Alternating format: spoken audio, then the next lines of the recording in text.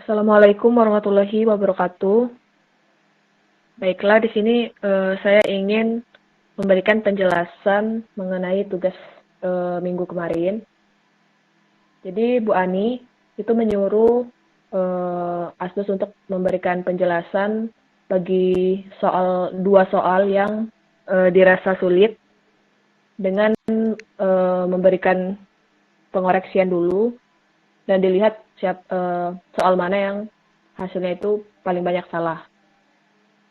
Jadi yang paling banyak salah itu soal nomor 1A, terus 1B, sama 2C. Jadi karena disuruh 2, kami berikan 3, biar terdapat satu simetri dan satu falsifikasi.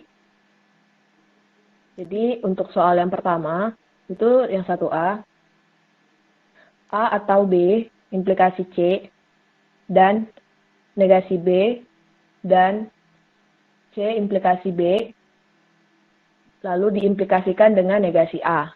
Jadi ini perintahnya itu disuruh untuk menggunakan semantic tree. Jadi untuk menyelesaikan soal tersebut, itu untuk mempermudahnya kita awali dengan yang paling kanan dulu, yaitu kita lihat yang paling kanan itu A kan. Kita tulis A, dibagi menjadi 2, yaitu cabangnya itu true dan false. True di ruas kiri dan false di ruas kanan. Dan kita lihat jika A itu false, maka itu kan negasi tuh hasilnya. Berarti negasi dari F itu adalah T atau true. Jadi langsung aja kita lihat di tabel kebenaran. Itu tabel kebenaran implikasi itu hanya bernilai false jika true maka false kan. Namun bisa kita simpulkan di ujung itu sudah bernilai true. Jadi sudah dipastikan ini bernilai true. Ya kan? Bisa dibuka aja PPT yang kemarin kalau memang udah lupa tabelnya. Jadi kita langsung lanjut aja ke yang true. Jadi masih banyak yang saya temui itu ketika mengoreksi itu dia tetap mencabangkan ke ujung dari A itu. Padahal nggak perlu gitu. Yang penting udah terbukti kalau itu true, itu sudah cukup. Nggak perlu A, false, B, langsung ujungnya tuh nggak usah. Jadi lanjut aja ke A jika bernilai true. Kalau A bernilai true itu berarti ujungnya false kan. Kita masukkan ke A itu, nah, jadi pas penulisan A itu true, itu tidak cukup kan untuk menyelesaikan itu. Berarti kita butuh variabel ini huruf baru lagi kan. Nah, itu B. Makanya kita tulis lagi B di cabang true-nya di bagian A. Kita bagi 2 lagi, true di sebelah kiri dan false di sebelah kanan.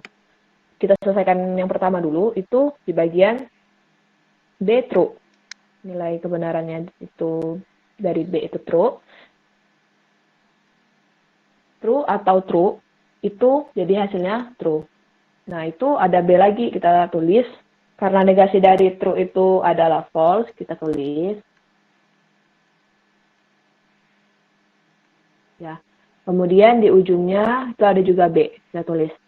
Kita bisa simpulkan secara langsung kan. Jadi di situ dipisahkan oleh operator dan, ya kan? Dimana kalau salah satu saja itu sudah false, itu semuanya akan bernilai false, ya kan? Jadi nggak usah kita lanjutkan ke yang C gitu.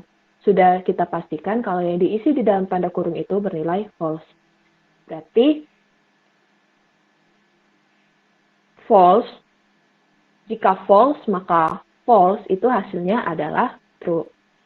Nah, gitu. Jadi cabang ujung dari B true itu true. Bernilai. Dan jangan lupa diberi lingkaran untuk hasil akhirnya agar mempermudah kalian dan yang mengoreksinya juga.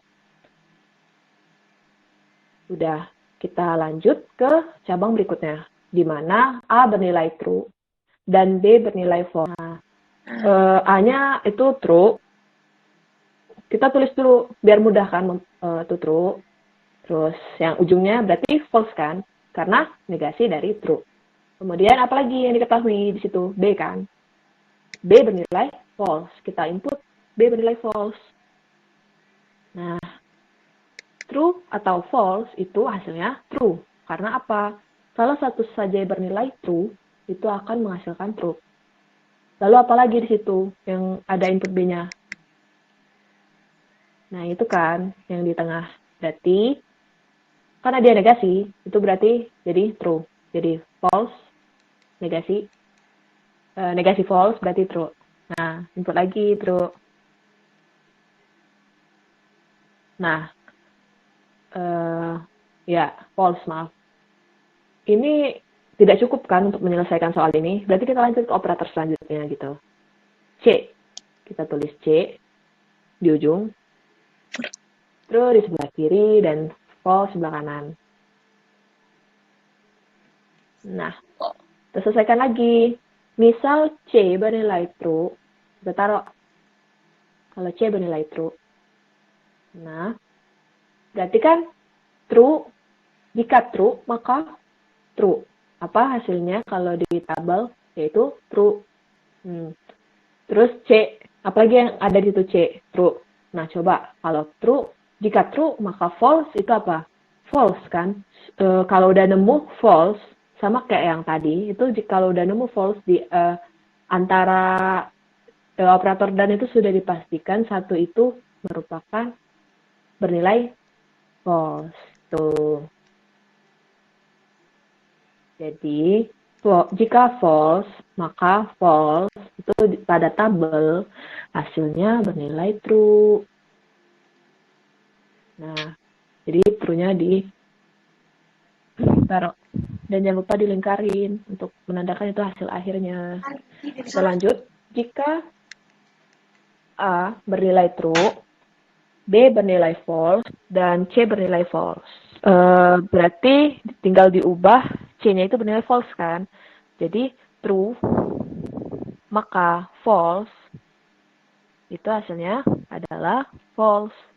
Iya kan? Jika true, maka false itu hasilnya false. Nah, gak usah dilanjutin dong di selanjutnya sama kayak yang tadi. Karena sudah bernilai false di salah satu ininya. Jadi, jika F, maka F itu hasilnya adalah true. Kan ini udah habis tuh cabangnya, ya kan? A, B, C udah ke input semua. Terus di ujungnya itu sudah terlihat yang dilingkarin, hasil akhir yang dilingkarin itu. Hasilnya terus semua. Berarti sudah dapat disimpulkan bahwa argumen ini merupakan argumen yang valid. Valid itu tautologi, di mana tautologi itu hasilnya itu semuanya adalah bernilai true. Jadi, kalau soalnya bilang buktikan argumen berikut valid atau invalid, itu harus dituliskan hasilnya itu invalid atau valid. Jadi percuma gitu, kita ngasih jalan, udah bener, tapi nggak kita tulis valid atau invalid, kan dia nggak sesuai sama soal yang diberikan. Jadi jangan lupa ditulis valid atau invalidnya. Kita lanjut yang kedua. Soal yang kedua itu yang 1B. Soalnya P implikasi Q, B implikasi negasi P atau Q. Oke, untuk mempermudah, kita selesaikan itu yang Q dulu. Di kiri true, di kanan false. Ya kan? Kemudian kita selesaikan dulu coba yang jika Q bernilai true. Nah, semua Q itu kita isi true. Coba. Karena atau itu kan salah satu bernilai true, maka hasilnya tetap true kan. Jadi kita tulis true untuk hasil yang di ruas kanan. Kemudian ada yang di ruas kiri, itu hasil Q yang makanya itu kan true. kita lihat di tabel itu bernilai false jika true maka false kan. Jadi sisanya itu bernilai true. Jadi bisa disimpulkan bahwa ruas kiri itu bernilai true tanpa mengetahui nilai P-nya. Iya kan? Terus biimplikasi itu true jika dan hanya jika true maka true, hasilnya akan true. Jadi nilai kebenarannya harus sama untuk menggapai nilai true. False jika dan hanya jika false maka false itu true juga. Kemudian kita tulis hasil akhirnya itu true. Terus kita lanjut ke jika Q itu bernilai false. Kita inputin dulu Q-nya bernilai false. Nah, ini kan nggak bisa kita simpulin tuh. Itu argumennya langsung bernilai true atau false. Berarti kita butuh operator lainnya. Iya, kita butuh huruf P ya. Huruf P di situ. Nah, kita bagi lagi jadi nilai true dan false. True-nya itu jika P true, Q-nya bernilai F, P-nya bernilai true. Kita coba dulu satu-satu. Jika T, maka F. Jika true, maka false. Itu hasilnya akan false. Nah, karena true itu negasinya adalah false, jadi false atau false itu hasilnya adalah false. Ya kan? Karena dia biimplikasi, sesuai yang saya bilang tadi, kalau nilai kebenarannya keduanya itu sama, itu akan bernilai true. Bisa dilihat di PPT pertemuan yang pertama. Jadi di ujungnya kita langsung tulis true, dilingkari. Langsung kita lanjut jika Q bernilai false dan P bernilai false. Nah, itu kan P bernilai false. Berarti kalau dinegasiin, false itu akan menjadi true, ya kan? Nah, lanjut. Jika false, maka false itu hasilnya akan true. Kemudian true atau false, berarti true. Karena apa? Salah satu bernilai true itu akan hasilnya true. Nah, diimplikasi lagi. Kedua, hasilnya itu sama-sama true. Berarti hasilnya itu adalah true. Nah, gitu. Jadi, ke ujung akarnya, itu cabangnya itu bernilai true semua kan yang dilingkarin. Berarti dapat disimpulkan bahwa argumen tersebut bernilai valid juga atau tautologi. Gitu. Jangan lupa ditulis valid-invalidnya. Tapi kalau misal salah satu saja sudah bernilai false, itu hasilnya adalah invalid. Tapi tetap dilanjutkan untuk mengisi setiap ujung akarnya. Kalau disuruh pakai jalan. Itu. Kita lanjut ke yang falsifikasi. Ya, Van. Ya.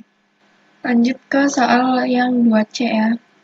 P implikasi Q, terus dan S implikasi P, dan S atau Q, terus Q atau negasi P. Nah, kalau falsifikasi itu kita berasumsi bahwa argumen ini bernilai invalid atau dia salah gitu kan. Berarti di sini di sisi kiri kalau implikasi ini kan argumen itu dipisahkan dengan tanda implikasi kan ya antara proposisi dengan konklusinya. Nah, implikasi itu akan bernilai false jika true maka false. Berarti asumsi kita adalah jika true maka false. Berarti Q atau negasi P ini bernilai false ya kan. Berarti supaya false itu berarti Q itu harus bernilai false dan negasi P harus bernilai false. Jadi kan kalau disjungsi itu dua-duanya harus bernilai false untuk menghasilkan false ya kan. Berarti kalau negasi P-nya false, P-nya bernilai true. Nah, ini kalau bisa permisalan ini tuh ditulis gitu. Jadi kita nggak bingung dan yang ngoreksi juga nggak bingung. Bisa.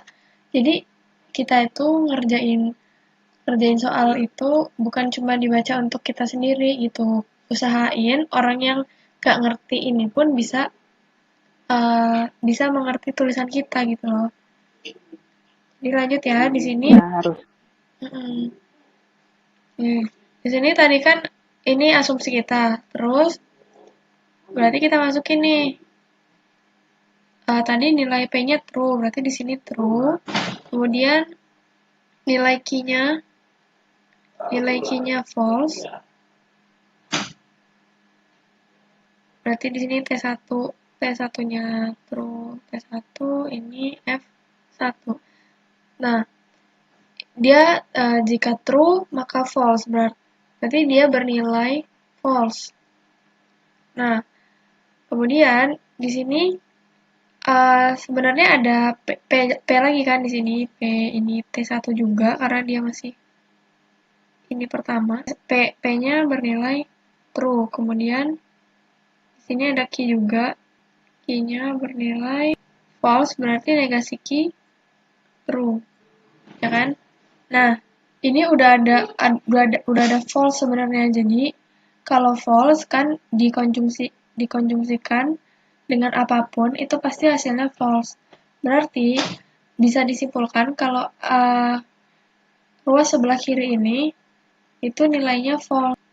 Nah, di sini itu terjadi kontrari. Di sini pertama kita berasumsi dia true, ternyata setelah diproses asumsi kita itu salah gitu. Ini ternyata bernilai false.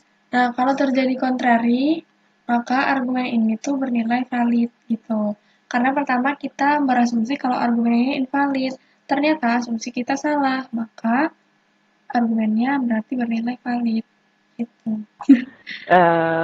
Berarti udah ya ketiga soalnya dibahas. Oh ya, ini mau nyampein pesan. Jadi untuk hasil dari pengoreksian kami kemarin itu harus ada beberapa hal yang kalian harus ingat. Yang pertama itu penulisan nomor harus jelas. Jadi ada salah satu di antara kalian menuliskan nomornya tuh nggak sesuai loh. Padahal soal itu nomor 1A malah ditulisnya jadi 1B. Itu kalau misalnya untuk ke depannya, untuk tugas selanjutnya atau latihan selanjutnya, atau UTS, UAS, apapun itu akan kami salahkan karena tidak sesuai dengan nomor soal yang diberikan. Dia nggak apa-apa, mau acak tuh nggak masalah, asalkan penulisan nomor itu jelas. Itu aja. Kemudian harus sesuai perintah soal. Ya kan? Perintah soal di sini itu untuk buktikan kan, tulisannya itu valid atau invalid. Jadi nggak hanya jalan disuruh, tapi nggak hanya jalan kan, tapi ditanya itu valid atau enggak jalan yang kalian kerjakan itu, soal yang kalian kerjakan itu, gitu. Jadi selain jalan itu harus disesuaikan juga dengan apa perintah soal. Kecuali soal tidak menanyakan apakah itu invalid atau tidak, gitu. Sama misalnya soalnya tuh bilang itu tautologi atau tidak gitu. Berarti yang ditulis itu tautologi gitu. Kemudian itu ada lagi penulisan jawaban itu harus jelas. Jadi tadi tuh ada kasus di mana tulisan true dan false itu sama hasilnya. Jadi dia tuh true iya, false iya lambangnya. Kan hampir sama tuh. Nah, itu harus jelas untuk kedepannya jika eh, masih ada jawaban kalian yang menulisnya itu ambigu, itu antara true atau false, itu akan kami salahkan. Itu ya. Oh iya, untuk penulisan semantic tree ya. Jadi untuk menyelesaikan soal dengan semantic tree itu, tulisannya tuh gini. Uh, Proposisi yang pertama ditulis itu jelas, key kan. Itu contohnya. Kemudian dibagi dua, true dan false. Di kiri true, di kanan false, itu untuk mempermudah kalian. Kemudian kalau udah kita bertemu dengan nilai nilai kebenaran yang kita peroleh, itu langsung true, dilingkerin. Itu membuktikan hasil akhirnya dan mempermudah kalian juga. Kemudian, eh Nah, jadi kalau diminta diminta menyelesaikan dengan semantic tree, pohon ininya ditulis karena ini tuh ya inti pohonnya tuh ini namanya semantic tree karena ada gambar pohonnya kayak gini. Kalau nggak ada pohonnya ya bukan semantic tree namanya. bukan tree.